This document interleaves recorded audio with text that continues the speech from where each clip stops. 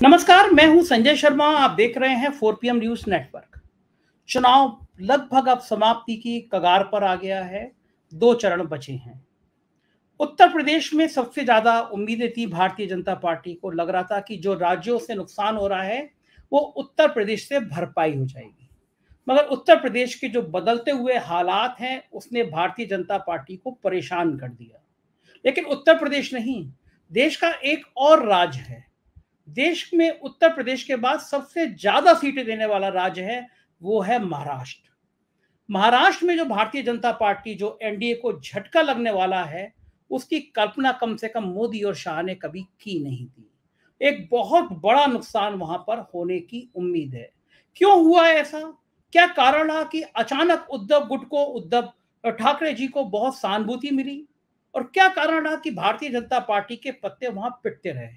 मैंने इस मामले में सांसद संजय राउत जी से बात करी। 5 ब्रांड सांसद हैं। आप देखते हैं, एक लाइन बोलेंगे और सीधे मुझे लगता है मोदी जी और शाह जी के कलेजे में जाके लगेगी। बढ़िया बात यह है, डरते नहीं है। मैं तो उनसे मजाक में कहता हूं कि नाम का असर होता है। मैं संजय और आप संजय, उनके बहाने मैं भी अपने नंबर बढ़ा लेता हूं। लेकिन संजय राउत को जेल भेजा गया, ईडी के लिए फटकार पड़ी। सबसे पहले एमपीएलए कोर्ट में उनको जमानत दी और कहा कि गलत केस लगाया गया है। मैंने संजय राउत जी से पूछा कि क्या कारण है कि महाराष्ट्र में भारतीय जनता पार्टी का इतना बुरा हाल हुआ।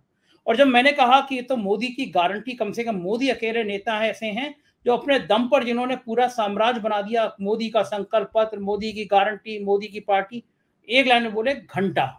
ये बाला साहब स्टाइल का डायलॉग जो होते हैं ये संजय जी भी बोलते। बाला साहब ठाकरे ऐसे ही बोला करते थे, एक शब्द बोलते थे और तीर की तरह जाके विपक्ष के सीने में लगता था।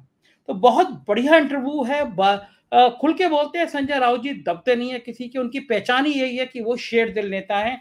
मुझे बड़ा अच्छा लगा जब उन्होंने मुझसे इंटरव्यू में बताया कि उद्धव ठाकरे जी और वो खुद दोनों 4PM सुनते हैं। तो मेरी रिक्वेस्ट है, ये पूरा इंटरव्यू सुनने के बाद अपनी राय से भी जरूर अवगत कराइएगा कि आपको ये इंटरव्यू कैसा लगा। चैनल को ज्वाइन कीजिएगा, सब्सक्राइब करिएगा और प्यार बनाए रखिएगा। चलते हैं संजय राउत जी के पास। संजय जी, बहुत बहुत स्वागत है 4PM न्यूज नेटवर्क में आपका। महाराष्ट्र में क्या संकेत निकल रहे हैं, बिल्कुल ईमानदारी के साथ बताइए कि क्या बोलता है महाराष्ट्र और नतीजे 4 जून को क्या आने वाले हैं महाराष्ट्र से?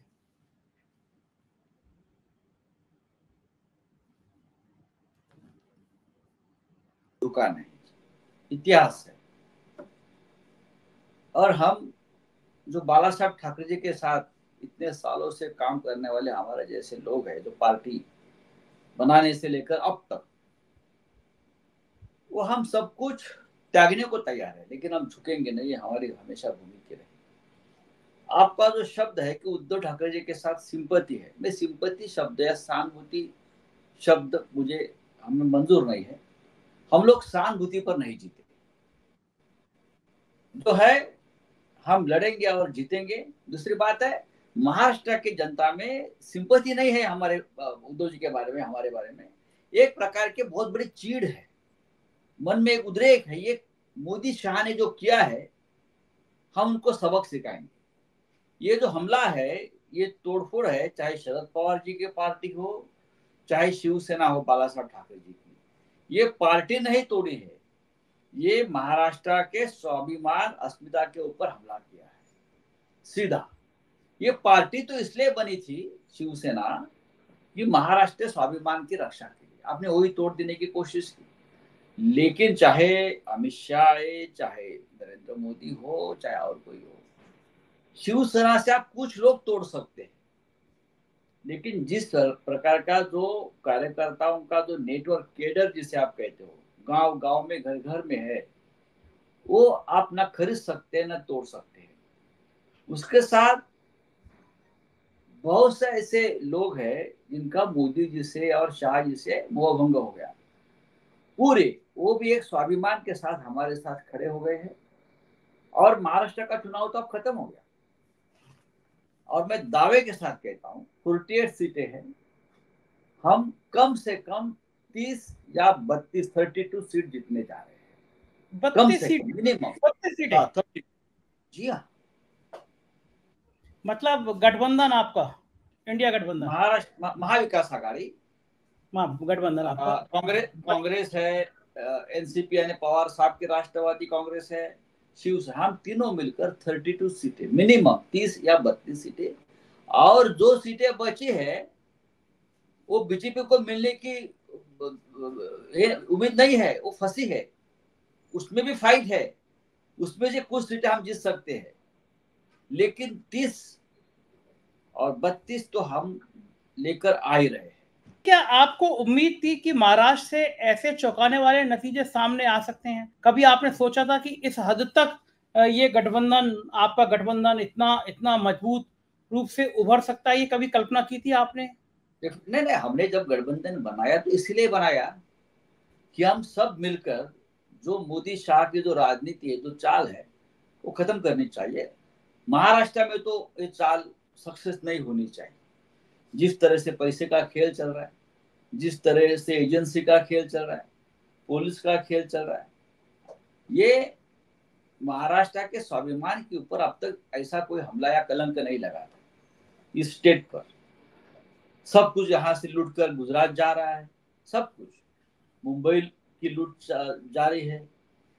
ये जो लोग हैं सामने वाले, एक एक चुनाव क्षेत्र में 50-50 करोड़ या 100-100 करोड़ खर्चा हुआ है, फिर भी उनके हाथ में कुछ लगा नहीं है। इतना पैसा कहाँ से आता है? हम इतने साल से राजनीति, 50 करोड़ रुपया एक लोकसभा क्षेत्र में। डेफिनेटली मैं बहुत जिम्मेदारी के साथ बात करता हूँ। मैंने तो वीडियो ट्वीट किए हैं, कैसे मुख्यमंत्री हेलीकॉप्टर से उतर रहे हैं और उनके साथ उनकी पूरी जो बोरी पैसा भरकर जा रहा है।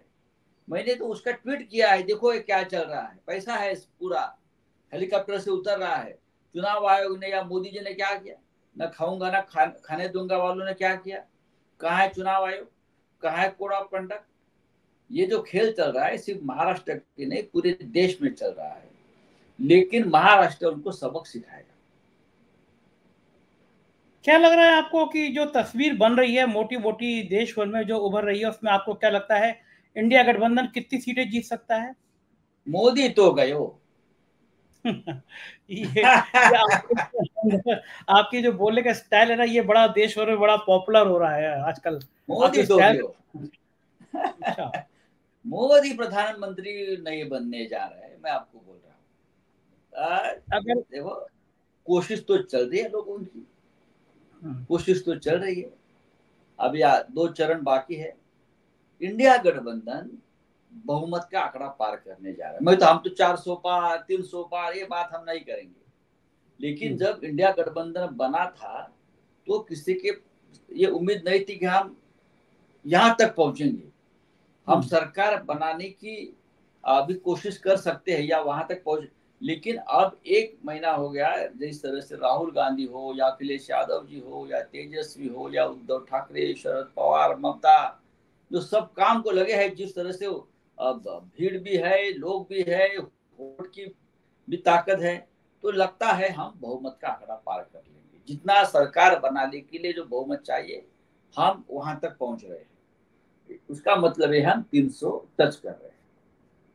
कल मेरे मित्र हैं, भारतीय जनता पार्टी में हैं, उन्होंने मुझसे कहा कि एक बात तो मान लीजिए संजय जी, कि अगर कुछ 10-20 सीटें अगर कम भी रह गई तो उद्धव जी तो कभी हमारे भाई रहे थे, हम मना लेंगे उनको, सरकार उद्धव ठाकरे की बनवा देंगे महाराष्ट्र में, उद्धव जी हमारे साथ आ जाएंगे।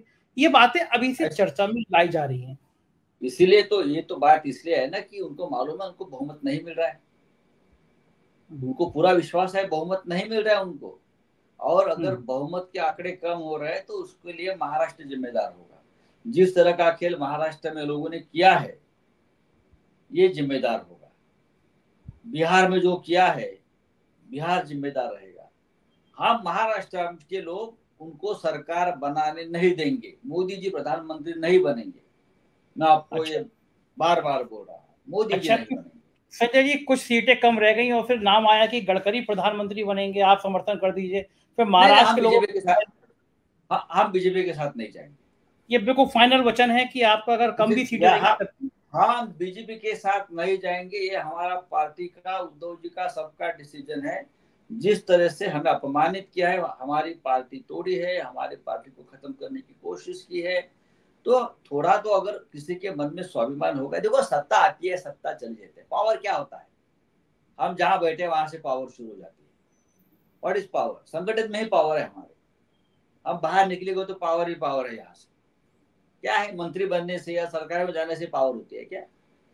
बाला साहब ठाकरे जब गए तो हमको कुछ देकर गए हैं पावर क्या होती है और पावर कैसी लानी चाहिए। ये मंत्री होना, मुख्यमंत्री होना या केंद्र में मंत्री होना, ये पावर नहीं है हमारे लिए, शिवसेना के लिए। आप आइए मुंबई में, देखो पावर क्या होती है हमारे। संजय जी, ये जो कॉन्फिडेंस आता है ना आपके अंदर, मतलब ये भरोसा और ये हिम्मत आती है, इतने महीने जेल में रहने के बाद भी कोई फर्क पड़ा नहीं? आपको डर नहीं लगता कभी कि दोबारा नहीं, अगर हम आ गए डरते तो? आने दो ना, हम तो इंतजार में बैठे, आने दो। अब 4 जून के बाद कौन किसके पास जाता है, कौन आता है, पता चलेगा। जो हमने देखा है, भोगा है, अत्याचार सहन किए हैं, हम भूल नहीं सकते। तो 4 जून के बाद हिसाब होगा सबका। हिसाब होगा होगा। मतलब आप ये संकेत संदेश भिजवा रहे हैं शिंदे जी को कि अगर सरकार आएगी तो हिसाब होगा? देखिए, उनको भी मालूम है उनका हिसाब किताब क्या है, वो खुद जानते हैं। देखो, वो जो आदमी है वो डर के मारे भाग के गया है।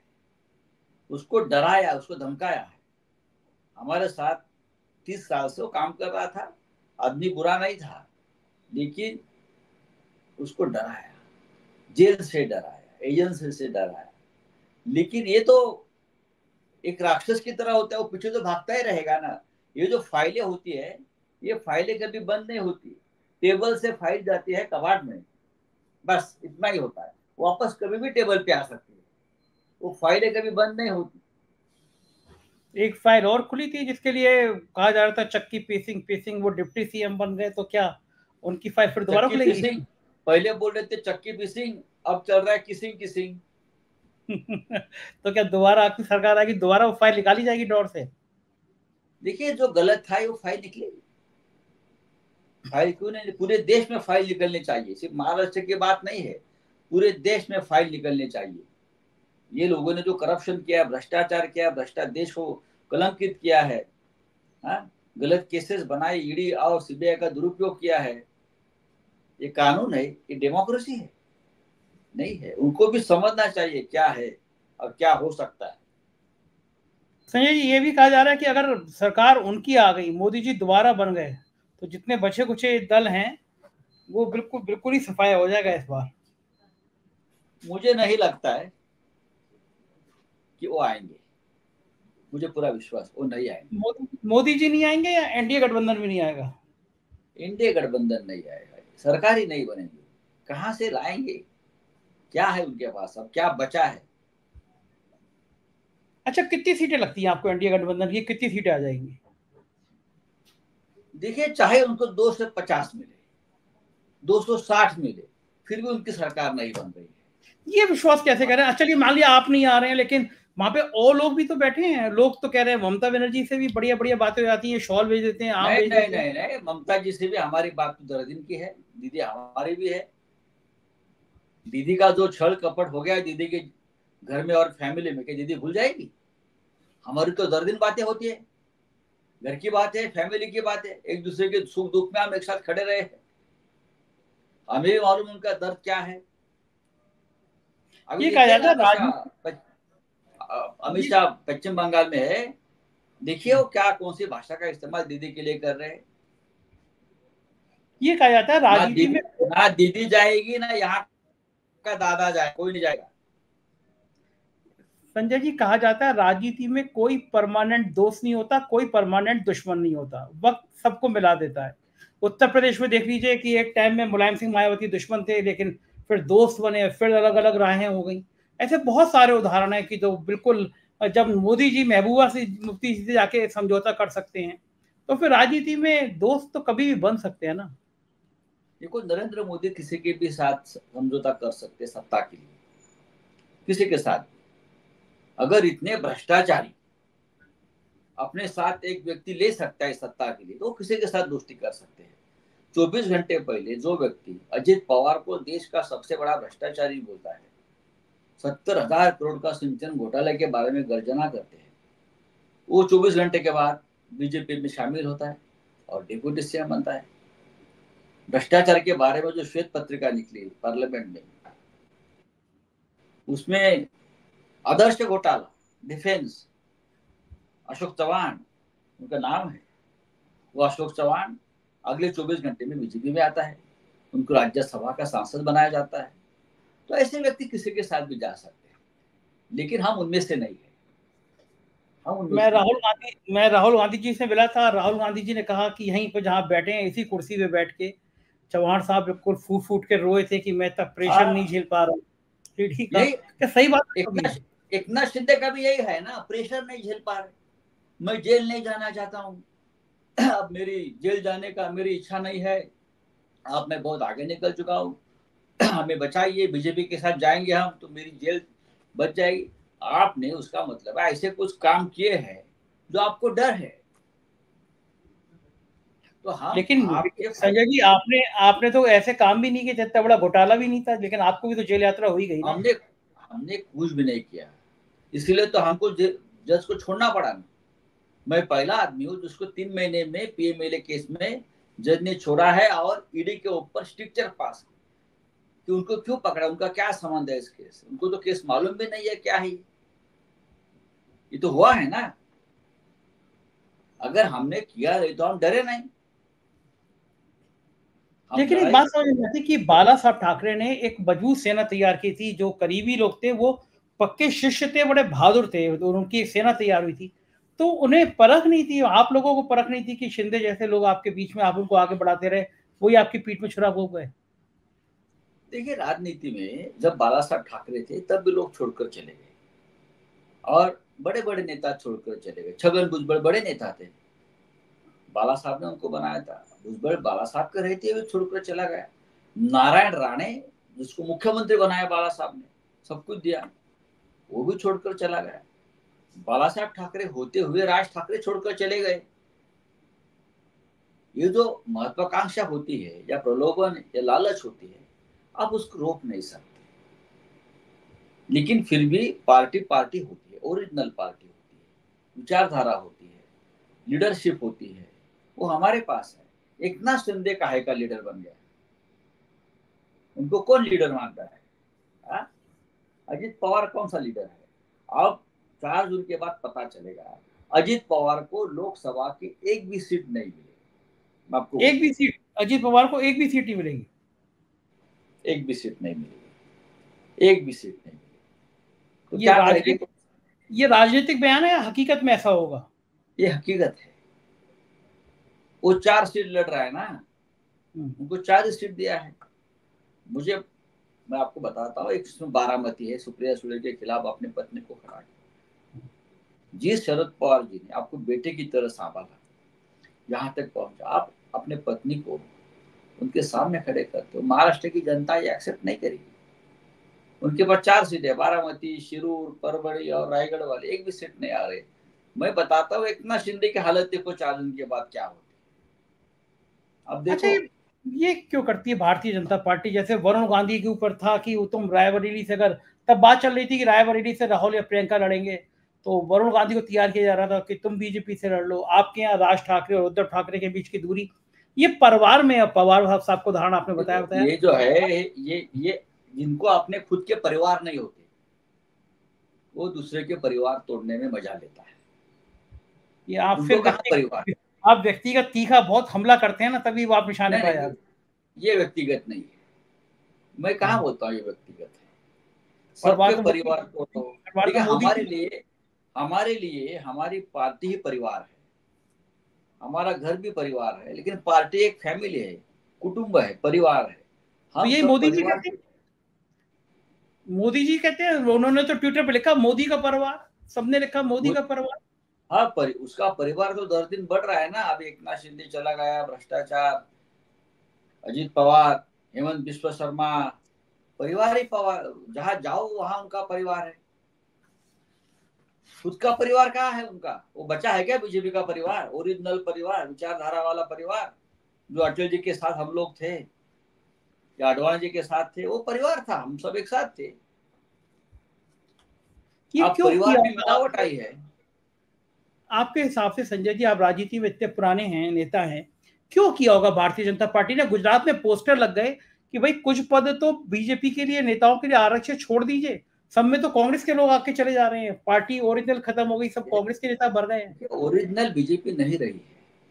आप तो ये जेपी नड्डा ने कल स्टेटमेंट दिया है, आरएसएस भी उनको नहीं, जरूरत नहीं है। जो एक विचारधारा है, देखिए आरएसएस के साथ हमारे मतभेद हो सकते हैं,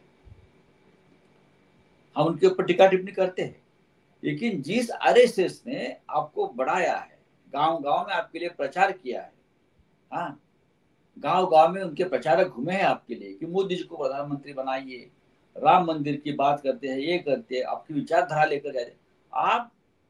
आप अब जब इतने बड़े हो गए कि आप उनके ऊपर भी पिट पर सुरा खुपसने को लगे हैं, आरएसएस के ऊपर। ये आपकी जो मानसिकता है पूरे देश में, जो आपके मित्र होते हैं आप उनके साथ बेईमानी करते हैं, पूरे देश में आप देखिए बीजेपी का ऐसा कोई सगा नहीं है जिसको उसने ठगा नहीं है।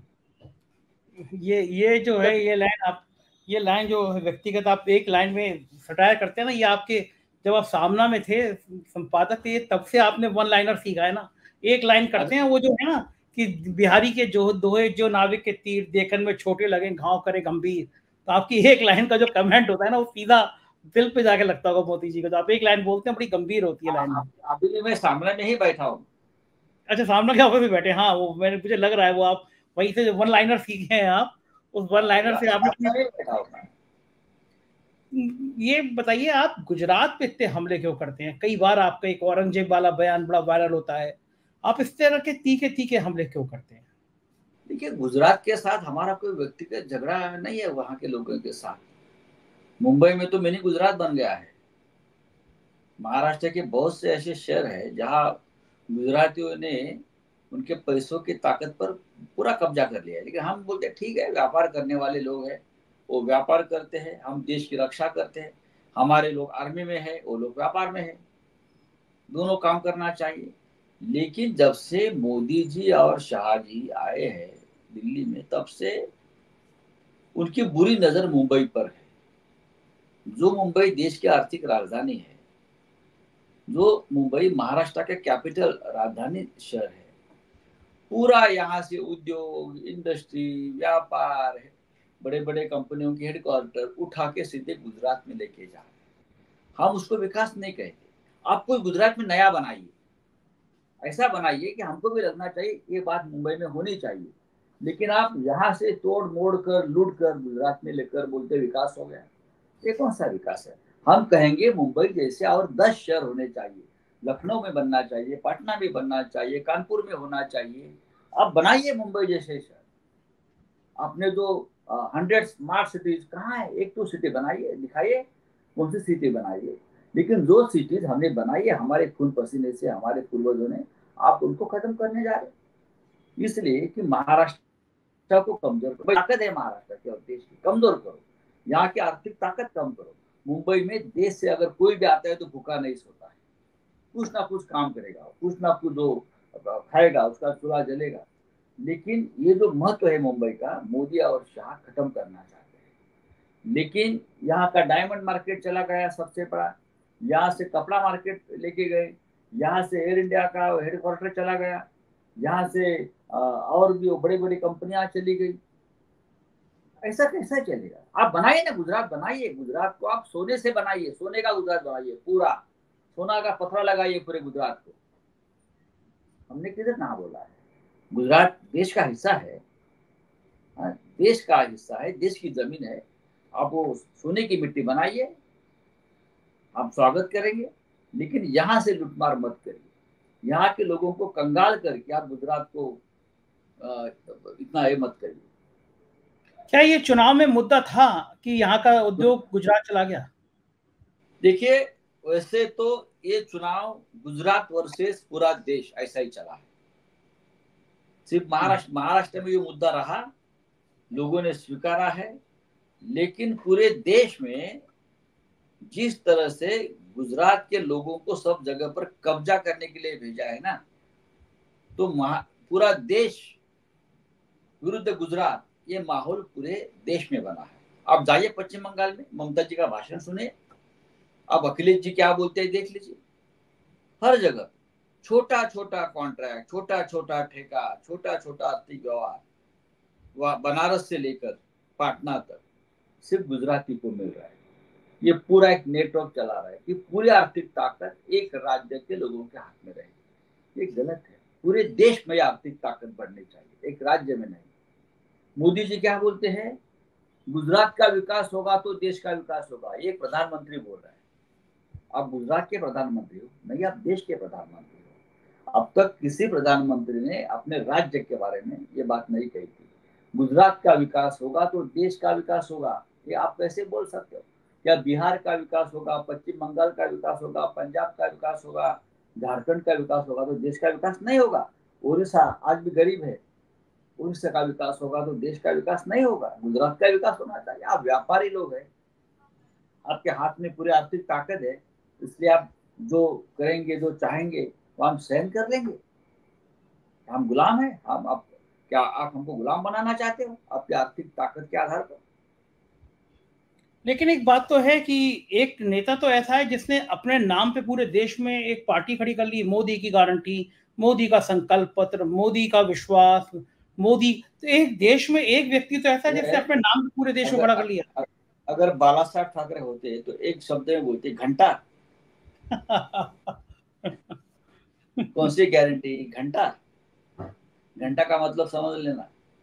क्या है गारंटी? कौन सी गारंटी है? करोड़ों लोग बेरोजगार घूम रहे हैं, करोड़ों लोग बच्चे आत्महत्या कर रहे हैं। महाराष्ट्र में 10 दिन 7 किसान आत्महत्या कर रहे हैं। लद्दाख में चीन घुस गया है, अरुणाचल में घुस गया है, कश्मीरी पंडित की घर वापसी नहीं हो रही है। कौन सी गारंटी आपने पूरी की है मुझे बताइए। अब 2047 की आप गारंटी दे रहे हो। इतने झूठे लोग, ये झूठ बोलने की मशीन है। जैसे डुप्लीकेट नोट आते हैं ना, झूठे नोट बनाने वाली मशीन होती है। हाँ, ये झूठ बोलने वाली मशीन, उनके ऊपर क्या विश्वास रखना है? संजय जी, लेकिन एक बात तो है, कुछ थोड़ी पकड़ तो कमजोरी। कभी फिल्म इंडस्ट्री में किसी आदमी की हिम्मत नहीं होती थी कि वो शिवसेना के किसी नेता पे कुछ कमेंट कर दे, आपकी विचारधारा के खिलाफ चला जाए। अब कंगना रनौत कहती हैं कि असली आजादी 2014 में मिली थी देश को। ऐसा है कि ये असली आजादी 2014 को मिली थी देश में। ये शिवसेना के ऊपर कमेंट नहीं है, ये हमारे हजारों जो फ्रीडम फाइटर थे उनके ऊपर ये उसने गाली दी है। तो पूरे देश को गुस्सा आना चाहिए। हमने तो जो करना है हमने कर दिया। अब वहां भाग गई, वहां चुनाव लड़ रही है, वहां भी हार जाएगी वो मंडी में, मुझे मालूम है। फिल्म इंडस्ट्री यानी कंगना रनावत नहीं है। यहाँ की फिल्म इंडस्ट्री को एक बहुत बड़ी परंपरा है, बहुत बड़ी संस्कार और संस्कृति है, बहुत बड़ी ताकत है। लाखों लोगों को रोजगार दे रही है, देश का नाम रोशन कर रही है। और इस इंडस्ट्री में पूरा देश शामिल है। इंडस्ट्री मुंबई में है लेकिन उसमें पूरा देश है। अमिताभ बच्चन क्या मराठी है?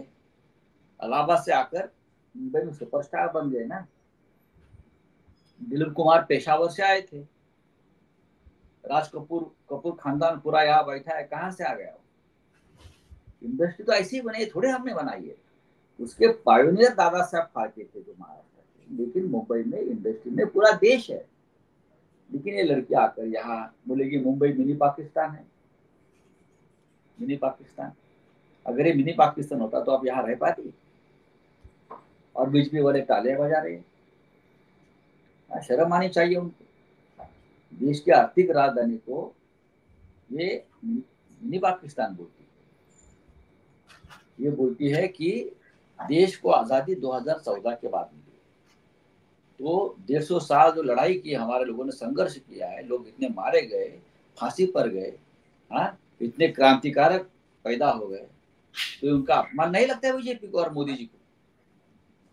ऐसे लोग पैदा किए बीजेपी ने 10 साल में। ये हमारा देश नहीं है, ये देश की गंदगी है, ये खत्म करनी चाहिए। संजय जी, पत्रकारिता से बड़ा करीब का वास्ता रहा है आपका। जो मीडिया की ये दौर में हालत है, क्या आपको लगता है कि ये कभी कल्पना नहीं की गई थी कि मीडिया भी अब इस रूप में आ जाएगा सामने? देखिए मीडिया कहाँ बचा है। मैं तो लगभग 45 साल जर्नलिज्म आज भी मैं कर रहा हूँ। आज भी मैं 10 दिन आकर सामना में बैठता हूँ, एडिट लिखता हूँ, सब कुछ करता हूँ, काम करता हूँ। मेरा फर्स्ट प्रायोरिटी सामना है आज भी। आप चाहे कुछ भी कहो, लेकिन मैं सबसे पहले आकर सामना में बैठता हूँ, सुबह काम करता हूँ, लोगों से बात करता हूँ। प्रिंट मीडिया पर मेरा पूरा विश्वास आज भी है। मैं आज भी मेरे हाथ से लिखता हूँ, मैं लैपटॉप का इस्तेमाल नहीं करता हूँ। मैं जो लिखना है मैं हाथ से लिख देता हूँ। आप जर्नलिज्म करते हो, आप अखबार में निकालते हो। आज भी कुछ लोग है जो इस जर्नलिज्म का आत्मा जो है उसको बरकरार रखना चाहते हैं। तो इसलिए मुझे हमको डर नहीं है। अभी कुछ लोग जो होते हैं व्यापारी है। अब सब जगह व्यापारी हो गया है। ये कोल माफिया का अखबार, ये गुंडों का अखबार, अब सब अखबार के मालिक बने और पार्लियामेंट में आकर बैठे हैं। सबको गुलाम बनाकर मोदी जी ने लाया अंदर। अब छोड़ दीजिए, उनसे क्या काम होगा देश के लिए। एक जमाने में ये देश बनाने के लिए मीडिया का सबसे बड़ा योगदान है। लोकमान्य तिलक हमारे यहाँ थे, केसरी लाया, रामनाथ गोयनका जी इंडियन एक्सप्रेस के देश के लिए अखबार निकाला। ऐसे बहुत से हैं जो देश के लिए एक अखबार को निकाला और चलाया। आज भी ऐसे कुछ लोग हैं। हम लोग चाहे हम 5 है या 10 है, लेकिन सब पर भारी है। बिल्कुल ठीक कह रहे हैं। एक बात तो बिल्कुल ठीक कह रहे हैं। एक बात और समझ में नहीं आती संजय जी, मुंबई में आपके घर से बस कुछ किलोमीटर दूरी अंबानी साहब रहते हैं, देश के सबसे बड़े आदमी हैं। उनके चैनल दिन भर हिंदू मुसलमान की आग लगाते हैं, नफरत भरे थंबनेल होते हैं।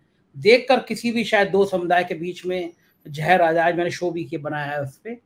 इतने बड़े आदमी जिसने देश को इतना सब कुछ दिया, वो ऐसी नफरत की भाषा क्यों बोलते हैं? उनको पता नहीं उनके चैनल पूरे देश का माहौल खराब कर रहे हैं, दो भाइयों के बीच में लड़ाई लड़ा रहे हैं। क्या जरूरत होती है लोगों को? देखिए, जरूरत उनको नहीं होती है, जरूरत जो दिल्ली में उनके मालिक बैठे हैं उनको होती है। अंबानी का मालिक कौन होगा? अंबानी चैनल के मालिक है, अडानी चैनल के मालिक है। उनका पैसा लगा है, लेकिन पैसा और किसी के लिए लगा है। उस माध्यम से हम आपको मदद करेंगे। पूरा मीडिया इस तरह से गुलाम बन गया है, चरणदास बन गया है। हिंदू मुसलमान आज देश में माहौल नहीं है। हमने चुनाव में देखा है, मुंबई महाराष्ट्र में बहुत कोशिश की ये बीजेपी के लोगों ने, महाराष्ट्र में भी हिंदू मुसलमान हो जाए, यूपी में हो जाए, लेकिन ये नहीं कर पाए। ये चैनल फेल हो गए, मीडिया फेल हो गया। अंबानी अडानी जी का फेल हो गए पूरे। अब लोगों ने ये सब कुछ खेल समझ लिया है। अब ना मुसलमान और ना हिंदू फंसेगा और उनके बातों में बहकेगा। तो चैनल क्या करेंगे? लोग देखते तक नहीं चैनल। अभी मैं खुद 4 PM देखता हूँ, उद्धव ठाकरे जी देखते हैं मुझे। मैं बताता हूँ ना आपको, मैं आपका अखबार जब आप मुझे भेजते हो तो वो भी मैं चेक कर लेता हूँ। लेकिन आज मैं जो रेगुलर अखबार आते हैं वो कम देखता हूँ। मुझे मालूम है उसमें क्या है और क्या नहीं है और किस लाइन पर जा रहा है। लेकिन 4 जून के बाद ये सब यू टर्न ले लेंगे। अब देखो पूरा भजन का सुर बदल जाएगा। बिल्कुल। एक आखिरी सवाल, जिन्होंने आपको इतना परेशान किया, क्या मन में ये भावना आती है कि सत्ता आएगी तो हम भी इनको देखेंगे? नहीं, ये भावना तो नहीं है। सभी लोग ऐसे नहीं है। 2-3 लोग हैं ऊपर बैठे हैं, वो चाहते हैं कि सबको खत्म करके हम राज करें। ये राक्षस की वृत्ति होती है और राक्षस अपने आप खत्म हो जाते हैं। उसको मारने की जरूरत नहीं होती। कहीं ना कहीं राम पैदा होता है, कहीं ना कहीं कृष्ण पैदा होते हैं। मैं मानता हूँ जनता ही राम है, जनता ही कृष्ण है। इस देश की डेमोक्रेसी इतनी कमजोर नहीं है भाई। ये देश इतना कमजोर नहीं है। जब जब भी ऐसे रावण पैदा हुए हैं तो जनता ने खत्म कर दिया है ना। इमरजेंसी के खिलाफ उसको मालूम था इंदिरा जी का पराभव हो जाएगा या और कोई हार जाएगा या कांग्रेस हार जाएगी। होता है। इस देश के लोकतंत्र इतना कमजोर मत समझिए, लोग बहुत मजबूत है। आप देखिए कैसा माहौल बदल गया 1 महीने में। आप भी घूमते हैं, आप यूपी में देखिए, बिहार में देखिए कैसा माहौल है। आप दिल्ली का माहौल देखिए। नो डाउट तो है ना ये। तो महाराष्ट्र में अगर हम लोग जब काम शुरू किया हमारी पार्टी टूटने के बाद, तो हमको लगा क्या होगा, लेकिन लोग साथ आने लगे और कारवा बनता गया। वापस पार्टी खड़ी हो गई। बिल्कुल बिल्कुल ठीक बात है। एक बहुत मुश्किल वक्त से आप लोग निकल के आए। बहुत बहुत शुक्रिया संजय जी, आपने इतना समय दिया मेरे को। बहुत बहुत आभार। Thank you. सुना आपने, ये थे संजय राउत जी, और एक बेहतरीन बातचीत की उन्होंने मुझसे और विस्तार के साथ समझाया कि शिवसेना का प्लान क्या है, और उन्होंने दावा किया कि सरकार नहीं बनने जा रही एनडीए की, मोदी प्रधानमंत्री नहीं बनेंगे। रिक्वेस्ट है आपसे, अपनी राय से अवगत कराइएगा। बहुत बहुत शुक्रिया, थैंक यू।